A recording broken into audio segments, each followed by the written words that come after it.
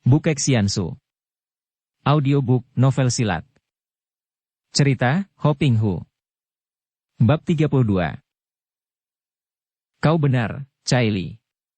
Kau benar dan cerdik sekali. Akan tetapi, mungkinkah dia mau?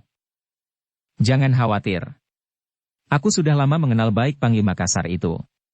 Di balik semua langkahnya menjilat Kaisar dan Yang Kui Hui, dia bercita-cita merebut kekuasaan Kaisar. Dan pada waktu ini dia amat membutuhkan bantuan orang-orang pandai, tentu saja dia akan menerima kita dengan tangan terbuka. Te Kuat Lin berdebar-debar dan menggosok-gosok pipinya yang berkulit halus itu dengan tangannya, nampaknya ragu-ragu. Akan tetapi, bagaimana kita dapat mengadakan hubungan? Aku akan menyuruh anak buahku, harap kau suka tulis surat untuk disampaikan kepada An Lusan. Sebaiknya begini isinya. Wanita cerdik Kiamo Cai Li berunding dengan Te Kuat Lin, mengulurkan tangan kepada An Lusan mengajak bersekutu melalui sehelai surat yang ditulis oleh tangan halus Te Kuat Lin.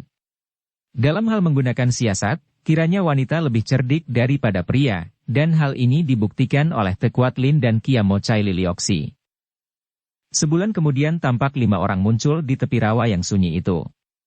Mereka ini terdiri dari 4 orang pria dan seorang wanita. Kesemuanya kelihatan gagah perkasa dan tangkas. Rawa ini amat luas, sunyi dan terkenal berbahaya sekali.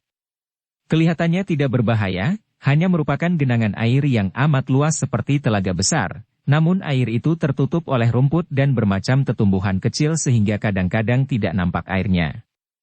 Bahkan seolah-olah tertutup oleh lapisan tanah tipis dan inilah yang berbahaya sekali. Manusia maupun binatang yang berani mendekati rawa dan salah injak, mengira bahwa tanah berumput itu keras, akan terperosok ke dalam air berlumpur yang mempunyai daya penyedot sehingga sekali kaki terbenam, disedot ke bawah dan sukar ditarik ke atas lagi. Air berlumpur itu dalam sekali dan karena amat lembek, maka seolah-olah menyedot kaki, padahal kaki orang atau binatang itu tenggelam terus secara perlahan-lahan dan lumpur itu memang mempunyai daya lekat sehingga kaki seolah-olah disedot dan ditahan, sukar untuk ditarik kembali ke atas. Selain bahaya yang merupakan perangkap-perangkap maut dari alam ini, juga di situ terdapat banyak ular dan binatang berbisa lain yang bersembunyi di antara rumput-rumput dan tetumbuhan lain. Jauh dari rawa, tampak di tengah-tengah rawa itu sebuah pulau dan di situ terdapat bangunan-bangunan yang tampak dari jauh. Namun, tidak ada orang dari luar rawa yang berani mencoba untuk mendekati pulau ini, karena selain jalan menuju ke situ harus menyeberangi rawa maut itu, juga telah terkenal bahwa bangunan-bangunan itu adalah sarang dari iblis betina yang ditakuti semua orang, yaitu Kiamo Cai Li. Karena seringkali terdapat bangkai-bangkai binatang-binatang yang terperosok ke dalam perangkap alam sekitar rawa, juga bahkan kadang-kadang tampak mayat manusia-manusia yang sampai membusuk dimakan lumpur, maka terkenalah rawa itu dengan sebutan rawa bangkai. Karena Kiamo Cai Li yang cerdik itu melarang para anak buahnya untuk mengganggu rakyat di sekitar tempat itu, maka tidak akan ada alasan bagi alat pemerintah untuk memusuhinya, pula pembesar setempat merasa ngeri untuk menentang iblis betina itu. Dengan demikian, datuk kaum sesat ini hidup aman dan tenteram di kaki pegunungan Luliangsan itu, tempat ini menjadi tempat persembunyian yang baik sekali bagi Te Kuat Lin dan anak buahnya. Kita kembali kepada 5 orang yang pada hari itu berada di tepi rawa. 3 orang di antara mereka laki-laki tua berusia antara 50 sampai 60 tahun. Seorang lagi adalah laki-laki berusia 30 tahun, berwajah tampan gagah dan bertubuh tegap, sedangkan wanita itu masih muda, seorang gadis berusia paling banyak 16 tahun, tubuhnya langsing dan wajahnya manis namun sepasang matanya mengandung sinar keras. Wanita itu bukan lain adalah Bu Suinyo dan laki-laki muda tampan gagah itu adalah penolongnya ketika dia hendak membunuh diri setelah malam itu dia diperkosa oleh Pangeran Tang Sin Ong. Bagaimana dia sekarang bersama laki-laki dan 3 orang kakek dapat berada di tepi rawa bangkai? Malam itu, setelah diperkosa oleh Pangeran Tang Sin Ong dalam keadaan mabok dan tidak sadar, Suinyo hendak membunuh diri dengan pedang, akan tetapi dia dicegah oleh laki-laki yang ternyata adalah seorang mata-mata dari An Lusan.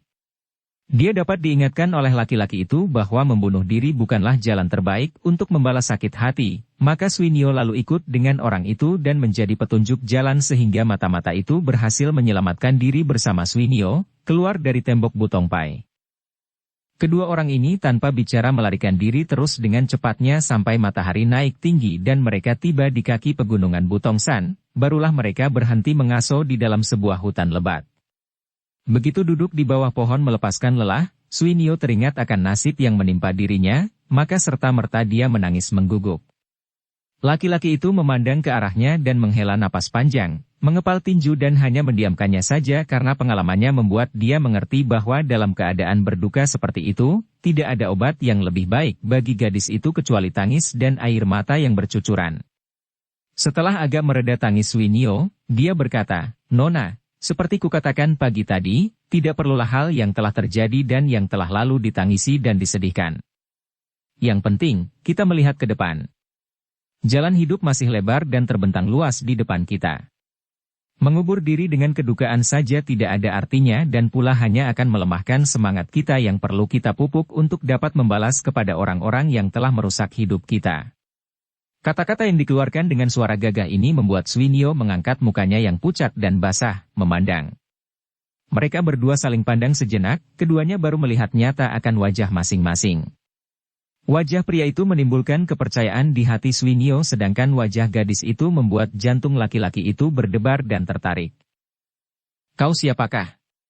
Akhirnya Suinio bertanya.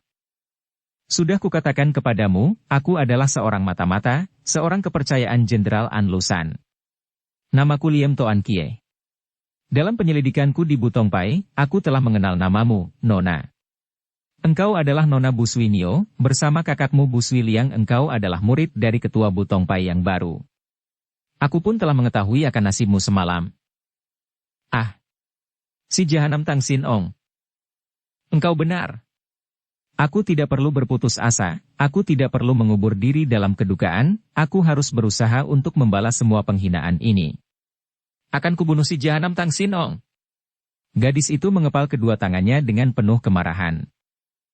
Nah, itu baru gagah dan bersemangat. Akan tetapi, tidak semudah itu membunuh seorang pangeran apalagi dia sahabat baik gurumu yang amat lihai. Jalan satu-satunya, marilah ikut aku, mengabdi kepada Jenderal An Lushan. Hanya itulah jalannya sehingga kelak engkau akan dapat membalas dendam." Kau seorang prajurit bawahan jenderal itu?" Toan Ki menggelengkan kepalanya. "Bukan, aku bukan prajurit, aku seorang luar yang telah menggabungkan diri dengan Ango Ansui dan mendapatkan kepercayaannya untuk menyelidiki Butongpai. Aku disuruh menyelidiki rencana apa yang diadakan oleh Pangeran Tang Sin Ong dan Butongpai. Ango Ansui adalah seorang yang amat cerdik. Dia biarkan pemberontakan lain agar kedudukan kaisar makin lemah, namun dia harus tahu segala gerak-gerik musuh, baik gerak-gerik kaisar maupun pemberontak lain. Sekarang aku tahu bahwa rencana mereka adalah melemahkan kaisar melalui Yang Kui Hui, dan sekarang aku akan kembali dan melaporkan hasil penyelidikanku kepada Ango Ansui. Kau ikutlah, akan kuperkenalkan dan engkau tentu akan diterima, karena engkau memiliki kepandaian yang lumayan di samping dendamu kepada Tang Sin Ong." Aku tidak suka menjadi pemberontak." Apakah kau kira aku suka menjadi pemberontak, Nona?" "Tidak, aku membantu An Lushan bukan karena aku suka menjadi pemberontak, melainkan karena aku pun sakit hati terhadap pemerintah." Suinio tertarik dan memandang wajah yang gagah itu. "Mengapa?" "Hampir sama nasib kita, Nona, hanya bedanya jalannya saja. Ketahuilah, dahulu aku adalah seorang tokoh Hawa Sanpai yang tentu saja tak mau mencampuri urusan politik dan pemberontakan, bahkan condong untuk setia kepada pemerintahan. Akan tetapi pada suatu hari terjadilah hal yang amat hebat, yang merubah seluruh jalan hidupku." Suinio teringat akan nasibnya sendiri. Dia mendekat lalu berkata, "Liem tuako, kau ceritakanlah." Sejenak mereka berpandangan, lalu Toan Ki menceritakan riwayatnya secara singkat. Dia tinggal di kota Makiubun, sebuah kota yang cukup ramai di tepi sungai Huangho. Dia hidup tenang dan bahagia dengan istrinya yang baru dinikahinya selama 3 bulan. Dengan membuka toko obat dan mengajar ilmu silat, dia hidup lumayan. Namun istrinya merasa kecewa setelah 3 bulan menikah, belum juga ada tanda-tanda mengandung, maka dia mengizinkan istrinya untuk bersembahyang ke kelenteng untuk minta berkah agar istrinya dapat memperoleh keturunan secepatnya. Akan tetapi mujur tak dapat diraih, malang tak dapat ditolak. Menjelang senja, Setelah pergi sejak pagi, barulah istrinya pulang dan turun dari Joli dalam keadaan payah, mukanya pucat dan basah air mata. Sambil menangis sesenggukan istrinya lari ke dalam rumah, menjatuhkan diri dan berlutut di depan kakinya sambil menceritakan bahwa ketika tadi bersembahyang di kelenteng. Kebetulan di kelenteng itu terdapat putra bangsawan Lui yang bermain catur dengan para Huisyo. Melihat dia, putra bangsawan menyeretnya ke dalam kamar di kelenteng dan memperkosanya. Setelah mengucapkan pengakuan yang hebat itu, istrinya lari ke dalam kamar sambil menangis sesenggukan. Hati Toan Ki terasa tidak enak. Tadi dia termangu-mangu seperti patung saking marah dan dukanya mendengar penuturan istrinya sehingga dia agak lalai membiarkan istrinya lari. Cepat dia mengejar dan melihat pintu kamar istrinya dipalang dari dalam, ia menendang pecah daun pintu. Dia berdiri pucat dan terbelalak. Apa yang dilihatnya? Istriku terlebah mandi darah di lantai. Pedangku ia pergunakan untuk membunuh diri, menusuk dadanya hampir tembus. Dia mengakhiri ceritanya sambil menutupkan kedua tangan di depan mukanya. Oh! Suinyo menjadi pucat sekali dan dia menyentuh lengan Toan Ki dengan penuh perasaan terharu. Putra bangsawan dan Huisyo keparat itu harus dihukum. Dan aku akan membantumu, Liam Tuako. Toan Ki menurunkan tangannya, memegang tangan Suinyo dengan erat. Mereka saling berpegangan dan saling menggenggam tangan. Kita senasib, Nona. Karenanya ada kecocokan di antara kita dan karenanya aku menolongmu pagi tadi. Akan tetapi, bicara soal bantu-membantu, akulah yang akan membantumu kelak kalau saatnya tiba untuk membalaskan sakit hatimu. Sedangkan sakit hatiku sendiri sudah kubalas impas dan lunas. Pemuda bangsawan keparat itu telah kubunuh bersama semua Huisyo kelenteng itu. Karena itu aku menjadi buronan dan aku terpaksa lari kepada Jenderal Anlusan yang segera menerimaku karena dia membutuhkan bantuan kepandaianku.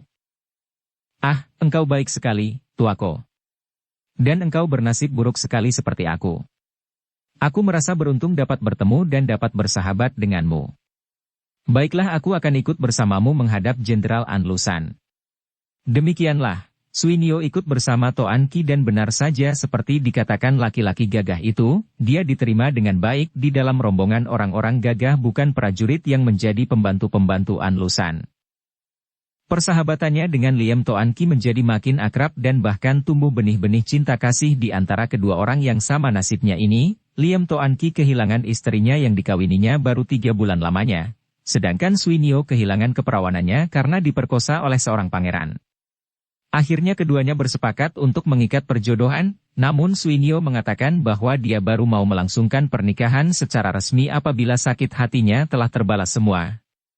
Maka kedua orang ini hidup sebagai dua orang tunangan yang saling mencinta, apalagi karena perjodohan mereka itu direstui oleh Anlusan yang pandai mengambil hati orang-orang yang memiliki ilmu kepandaian yang amat dibutuhkan bantuannya. Pada suatu hari Anlusan memanggil Liam Toan Ki dan Bu Suinyo, bersama 3 orang tokoh lain yang merupakan orang-orang berkepandaian tinggi di antara para pembantu Anlusan. Yang seorang bernama Tan Goan Kok, seorang kakek tinggi besar yang terkenal di utara sebagai seorang ahli guakang yang hebat. Kabarnya, Tan Goan Kok ini biarpun usianya sudah 50 tahun lebih, dapat menggunakan kekuatan otot tubuhnya untuk mengangkat seekor kerbau bunting di samping tenaganya yang besar, juga dia memiliki ilmu silat toya yang sukar dicari bandingannya. Kakek kedua adalah Pat Jiu Mokai, pengemis iblis tangan 8, seorang kakek yang berusia 60 tahun. Pakaiannya penuh tambalan biarpun bersih dan baru, selalu memegang sebatang tongkat butut dan siapapun, bahkan Anlusan sendiri, menyebutnya Pangcu, ketua, padahal kakek jembel ini hanyalah seorang ketua yang tidak mempunyai anak buah. Pat Jiu Mokai tidak memimpin suatu perkumpulan pengemis namun nama besarnya sedemikian terkenal sehingga setiap orang pengemis dimanapun juga akan selalu menyebutnya Pangcu. Sampai ketua para perkumpulan pengemis juga menyebutnya Pangcu. Ilmu tongkatnya amat tinggi dan kabarnya belum pernah kakek ini dikalahkan lawan selama dalam perantauannya sampai akhirnya dia dapat dibujuk membantu Anlusan. Orang ketiga, berusia 50 tahun lebih, berpakaian tosu dan memang dia seorang penganut agama Tu, seorang kakek perantau yang disebut Siok Tojin. Berbeda dengan kedua orang kakek pertama, Siok Tojin orangnya pendiam, tidak terkenal, namun ilmu pedangnya amat hebat sehingga ketika dia diuji, ilmu pedangnya itu bahkan mampu menandingi tongkat Pat Jiu Mokai. Setelah Liem Toan Ki, Bu Swinyo, dan 3 orang kakek itu menghadap An Lusan yang memanggilnya, Jenderal pemberontak ini lalu menceritakan akan surat dari Te Kuat Lin bekas ketua Butong Pai yang mengajak kerjasama dalam menentang Kaisar. Aku sengaja mengutus Ngoai, kalian berlima, untuk menjajaki hati wanita berilmu tinggi apakah benar-benar dia hendak bersekutu. Bu Swinyo adalah muridnya, maka aku mengutusnya untuk mengukur hati gurunya. Kalau dia benar-benar hendak bersekutu, tentu dia tidak akan marah kepada muridnya yang telah melarikan diri dan menjadi pembantuku. Kau menemani dan menjaga tunanganmu, Toan Ki. Dan Pangcu bersama 2 orang Loong Hyong hendaknya menguji kepandaian mereka yang hendak bersekutu, di samping melindungi mereka berdua ini kalau-kalau terancam bahaya. Demikianlah maka pada pagi hari itu, 5 orang kaki tangan An Lusan ini telah berada di tepi rawa bangkai. Mereka memandang ke arah pulau di tengah-tengah rawa yang tampak dari tempat itu dalam jarak yang cukup jauh dan mereka memandang permukaan rawa dengan wajah membayangkan kengerian. Sudah banyak mereka mendengar akan bahayanya melintasi rawa itu. Saya hanya baru 1 kali mengunjungi tempat ini bersama Subo, terdengar Swinyo menerangkan ketika dia ditanya oleh teman-temannya. Dan ketika itu kami mengikuti Kiamo Chaili yang membawa kami berlompatan dari tempat ini ke pulau itu. Setiap lompatannya membawanya ke tanah keras dan aman, akan tetapi tentu saja aku tidak bisa mengingat lagi karena dia melompat-lompat ke tanah kiri, kadang-kadang membalik lagi. Tentu merupakan jalan rahasia yang sukar diketahui orang luar, kata Pak Jiu Mokai sambil meraba-raba dagunya yang berjenggot panjang. Dan menurut Kiamo Chaili, katanya meleset sedikit saja merupakan bahaya maut karena di sepanjang jalan penuh dengan jebakan alam. Kadang-kadang dia membawa kami meloncat ke bagian yang ada airnya, sampai saya merasa ngeri, akan tetapi ternyata bagian itu airnya hanya semata kaki, sedangkan tanah yang kelihatan kering di dekatnya, menurut keterangannya, bahkan merupakan tempat berbahaya sekali. Ketika pulang ke Butongsan, Subo sendiri mengatakan bahwa dia tidak akan berani lancang menempuh jalan ini sendirian saja karena dia pun tidak dapat mengingat kembali jalan berliku-liku itu. Bagaimana kalau kita menggunakan tali yang panjang? Biar kau tidak hafal jalan itu, setidaknya kau pernah melaluinya dan dapat kau mencarinya, moi-moi. Kita berempat mengikuti dari belakang, menggunakan tali yang ditalikan di pinggangmu sehingga andai kata kau salah jalan dan masuk perangkap, kita dapat menolongmu dengan menarik tali itu, kata Liem Toan Ki kepada kekasihnya. Begitupun boleh, akan kucoba mengingat-ingat, akan tetapi harus kau sendiri yang memegang ujung tali, Koko, karena aku ngeri. Aku tidak setuju. Usul itu tidak tepat, Liem Sicu. Tiba-tiba Tan Goan Kok berkata dengan suaranya yang parau dan nyaring. Akan tetapi aku tidak takut, Tan Long Hyong. Swinyo membantah. Pula, kalau Liem Koko yang memegang ujung talinya, aku tidak takut apa-apa lagi. Andai kata aku terjeblos, tentu akan dapat cepat ditariknya naik lagi. Bukan tidak setuju karena takut, melainkan karena kalau hal itu diketahui mereka, tentu akan menjadi bahan ejekan. Perlu apa kita harus mencari-cari jalan rahasia yang disembunyikan orang? Kita harus mencari jalan masuk yang lebih gagah, tidak mencuri-curi seperti segerombolan maling. Bu Swinyo mengerti dan membenarkan pendapat ini. Mereka berlima lalu duduk di tepi rawa sambil mengerutkan alis, mencari akal bagaimana mereka akan dapat mengunjungi pulau di tengah rawa itu sebagai tamu-tamu yang datang secara gagah. Karena kalau usul Liem Toan Ki dan Swinyo tadi dilanjutkan, dan sampai terjadi Swinyo terjebak ke dalam perangkap alam, tentu hal ini akan membuat mereka memandang rendah saja. Akan tetapi, betapapun banyak pengalaman mereka dan betapapun tinggi ilmu kepandaian mereka, belum pernah mereka menghadapi kesukaran seperti sekarang ini. Akhirnya Siok Tojin yang sejak tadi tidak ikut bicara, mengeluarkan suara mengomel, kemudian berkata, dapat. Aku teringat akan orang-orang Mongol yang menggunakan akal mencari ikan di rawa-rawa seperti ini. 4 orang kawanannya memandang ke arah Tosu ini dengan wajah gembira dan penuh harapan. Lekas katakan, Totiang, bagaimanakah akal itu? Tan Goan Kok bertanya. Mereka menggunakan bambu-bambu sebagai perahu. Mana mungkin? Menggunakan perahu menyeberangi rawa ini. Tentu akan mogok di tengah jalan kalau bertemu dengan air yang tertutup tanah dan rumput, bantah Pat Jiu Mokai sambil memandang ke rawa dengan alis berkerut. Kita jangan meniru mereka yang membuat rakit dari bambu. Kita masing-masing menggunakan sebatang bambu saja, ujungnya dibikin runcing, kata Siok Tojin singkat, akan tetapi teman-temannya sudah dapat menangkap maksudnya. Bagus sekali. Tentu kita berhasil. Dengan bambu runcing, kita dapat meluncur melalui apa saja. Tan Goanko berteriak girang. Kusangka tidak semudah itu. Kita harus hati-hati, benar-benar mengerahkan ginkang dan sinkang. Kalau sampai tergelincir tentu kita celaka dan akan makin menjadi bahaya tertawan lagi. Betapapun juga, akal itu baik sekali. Mari kita mencari bambu dan membuat dayung, kata Pak Jiu Mokai yang bersama Siok Tojin dianggap orang tertua dan tertinggi ilmunya. Tak lama kemudian, tampaklah 5 orang itu meluncur di atas rawa bangkai yang terkenal sukar dilalui orang itu. Dilihat dari jauh, seolah-olah 5 orang itu terbang meluncur di atas air rawa. Akan tetapi kalau orang melihat dari dekat barulah tampak bahwa kaki mereka menginjak sebatang bambu besar yang kedua ujungnya telah diperuncing dan mereka menggunakan dayung kayu untuk mendorong bambu yang mereka injak itu meluncur ke tengah. Orang yang tidak memiliki ginkang dan sinkang jangan mencoba-coba untuk menyeberang menggunakan cara seperti ini. Bambu sebatang yang diinjak kaki itu tentu saja amat berbahaya, selain licin juga dapat berputar sehingga kaki dapat terpeleset. Namun, dengan kekuatan sinkang, telapak kaki mereka seolah-olah melekat pada batang bambu itu tidak dapat berputar, dan dengan ginkang mereka 5 orang lihai kepercayaan Anlusan itu dapat memperingan tubuh mereka dan bambu yang mereka injak itu meluncur cepat ke tengah rawa. Mereka adalah orang-orang yang memiliki ilmu kepandaian tinggi. Yang paling rendah tingkatannya di antara mereka adalah Bu Suinio, padahal wanita ini sudah amat lihai karena semenjak kecil dia telah digembleng pula oleh wanita sakti Tekuatlin, Ratu dari Pulau Es. Diam-diam, dari tempat persembunyian mereka, banyak pasang mata mengintai dan memandang dengan kagum ketika 5 orang itu meluncur datang ke arah pulau di tengah rawa bangkai. Melihat 5 orang itu menggunakan sebatang bambu yang diinjak, melihat mereka itu menggunakan kepandaian membunuh ular dan binatang berbisa lain yang menghadang di tengah perjalanan itu, orang-orang rawa bangkai menjadi kagum dan segera melaporkan kepada Kiam Mochaili dan Tekuatlin akan kedatangan 5 orang itu. Kedua orang wanita sakti ini segera berunding sambil menanti kedatangan mereka. Melihat bahwa Bu Suinio berada di antara mereka, Tekuatlin menjadi marah sekali. Keparat, desisnya marah. Murid itu mengantarkan nyawanya ke sini.